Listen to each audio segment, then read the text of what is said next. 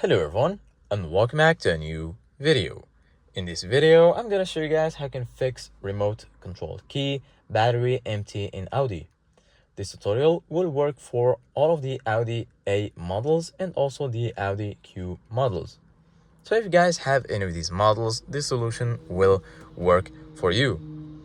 So basically guys, this warning means that the battery inside of your key fob is low or completely drained, which can reduce the remote lock-in range or stop the key from working.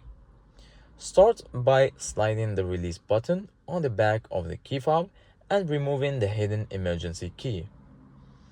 Use the emergency key or a small flat tool to carefully open the key fob casing.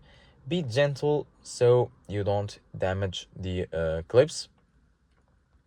And then what you need to do guys is remove the old battery and then replace it with a new coin battery.